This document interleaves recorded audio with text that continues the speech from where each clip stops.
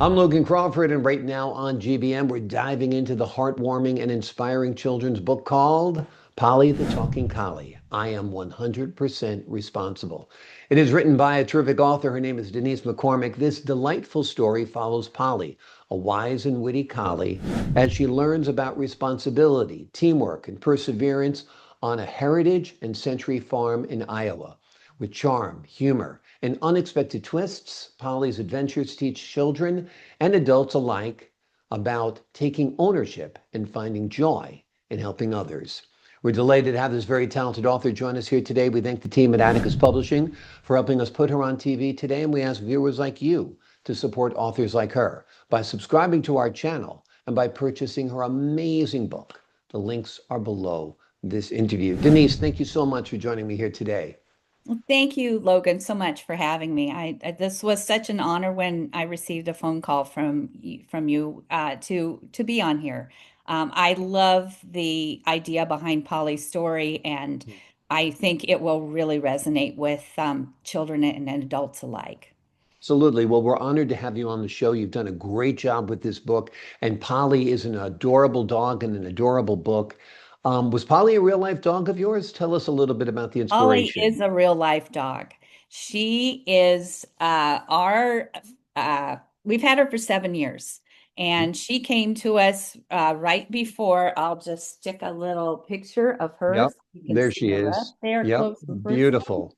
Yep. And she came to us as a puppy, and she came from a home up in let's see, Northwest Iowa. We had lost our puppy for 2 weeks. John and I had cried almost every day, Mhm. and he got on in the Des Moines Register and found collies up there, and they brought her down to Oskaloosa, Iowa, and I went up and picked her up, and she has been the joy of our life ever since.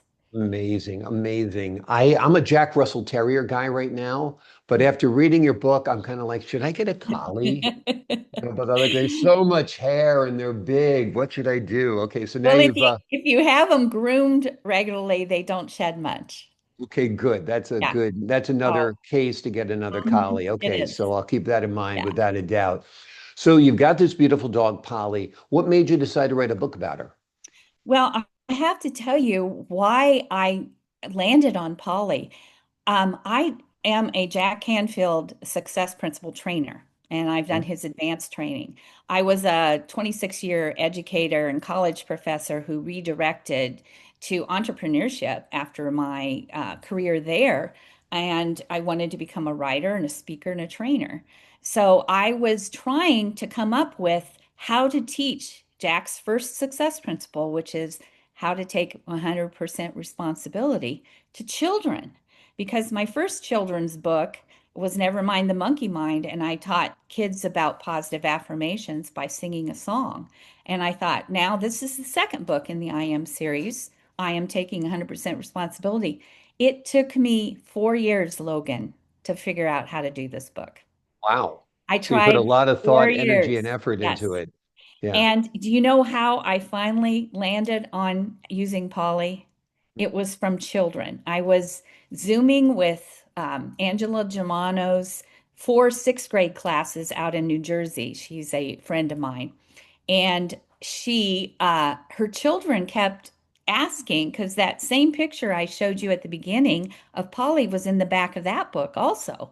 And they wanted to know about Polly. And I thought, Polly should be a character in one of my books. And then I got to thinking, Logan, dogs, service dogs, responsibility, dogs are just amazing. What if Polly was the talking collie and she taught them through her voice? And so that's how it came about. Wonderful. Well, that was a great chain of events that led to this Yeah. wonderful book and very, very intriguing. Give the folks at home an overview of the story. Okay, it starts off with Polly arriving on our Heritage and Century Farm as a puppy. And she learns how to take responsibility for being a good farm dog. And so I thought, okay, let's just show all the things that Polly learned how to do to take responsibility on the farm. So I had pictures of Polly's life, And here's another interesting fact, Logan. This isn't usually the way books are done, but my illustrator took the actual pictures that I had of Polly and our farm and our family and everything, and actually used those pictures. Wow. So it Wow. is almost like a legacy book for Hmm. our family and for my husband's years of actually probably 68 years on the farm because he was probably 5 years old when he was on his first tractor. Amazing, amazing. For So, the, yeah. go ahead, I'm sorry. Well, and so it just shows all the ways that dogs learn to take responsibility Hmm. and how happy it makes her that she does this. And I thought, what a beautiful example for children. Because why I struggled with coming up with how to write this book is I wanted it to be real and authentic and natural. And I didn't want to preach to the kids. I wanted somehow for them to see it in action. And the dog was perfect. Uh, Absolutely. Children really connect to animals. So learning lessons through their eyes and their actions, I think is such a terrific idea. For the folks at home who don't know what is a century and heritage farm? Okay, a century farm is when the farm has been in the family for over 100 years. Hmm. So Michael and Margaret McCormick settled in 1864. Okay, so once it becomes 150 years, it turns to a heritage. And I went up to the Iowa State Fair, which is going on right now in Iowa, and they had a big we had to apply for it, and then we had a big celebration of becoming one. It's a really big deal when you think about it. And we're getting ready to, there's been four generations, and now the fifth generation is my husband's cousins' boys are farming our farm now. So it's moved on to the fifth. So it's incredible. It's really Wonderful. And is it an actual working farm? Yes, yes, it is. Yeah, And what type we of still own things? land and yeah, Okay. we haven't sold. Beefalo, is that what you raise there, you said? Pardon? What do you raise on the We land on the farm? grew corn and soybean for Pioneer and Bex. We actually grew the seed corn. So we would grow the corn that then went into the bags that the farmers would buy the next year and plant. Very cool. Very cool. That's amazing that it's Mhm. been in the McCormick family that long. Yeah, That's a very proud aspect of your it is. lives, no doubt, without a doubt. Talk to us a little bit about the illustrations. You mentioned that they're based on your actual farm. You worked with an illustrator to do that. Tell us about her. Yes, well, this is a neat story too. In my first book, my best friend in college at Iowa State and I both were educators, and we both launched a book the same month, the same year, and neither one knew the other was doing it. Well, her illustrator was from Marshalltown, Iowa, so I went up for her book launch. I fell in love with her illustrations, and I said, the next time I do a book, I'm going to ask Julie Botsam if she can do my book. Well, she could. And so you can just see, like, this is an example of the collage art she did. That's my husband and our Wow. five grandchildren. And there's Polly right there beside him. Oh, so nice. Wonderful. So Beautiful.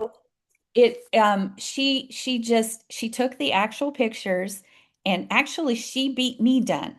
Hmm. And that's not usually the way. So that just goes to show that there's many creative ways that books can come to be.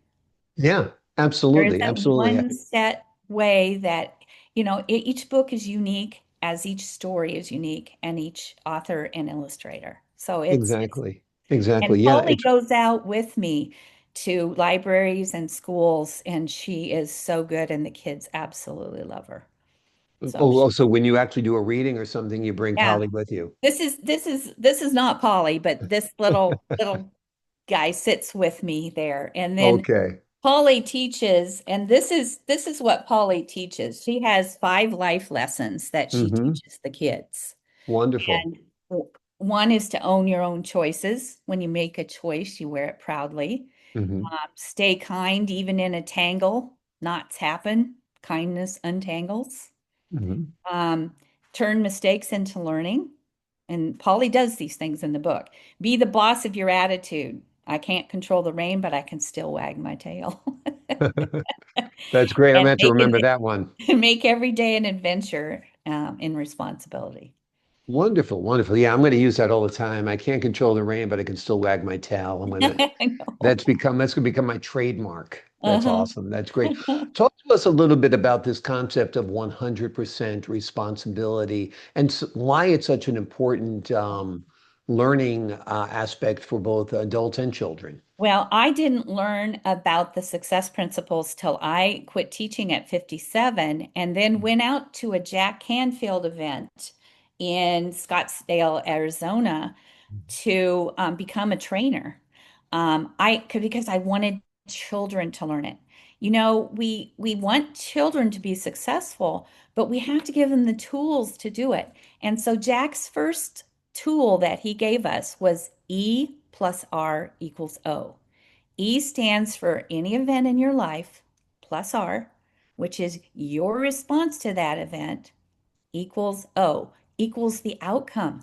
So, what he taught me is it doesn't matter what circumstances you're going through, you always have the choice of how you respond, and that will affect the outcome.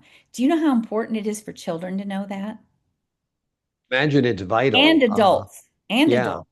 Well, because what they learn as children, they're going to carry through as Exactly. adults and, keep them more on the straight and narrow for sure and have a Yeah. better life if they learn about taking responsibility and having ownership for what they've done. Yeah. And and so I just felt like I had my publisher of that book was Miriam Laundrie up in Canada, and she said, Denise, she goes, I tried to find a way to teach that for kids, but you found the way to do it through Polly. And I said, I know, and I just found out, but kids gave me the idea, Logan, when they said, how's Polly? And I Yeah. thought, here, Polly was stuck in the back of that book in a picture, and that was who they wanted to know about when they were Awesome. asking about me. And I thought, oh, she's got to be the character. She's got to be have her own book. She's a celebrity, no doubt. Yeah. And I'm glad you have memorialized her in this wonderful book. It is called Polly the Talking Collie. I am taking 100% responsibility. It is a charming, inspiring story for all ages that teaches the power of ownership, kindness, and resilience. And remember, you can't control the weather, but you can still wag your tail. Denise, Exactly. thank you so much for joining us here today on GBN. Thank you. I I, appreciate it. I appreciate your insight, your wit, your wisdom, and your wonderful dog that you've shared with the world. To the folks at home, I'm Logan Crawford for the Global Book Network. So long for now.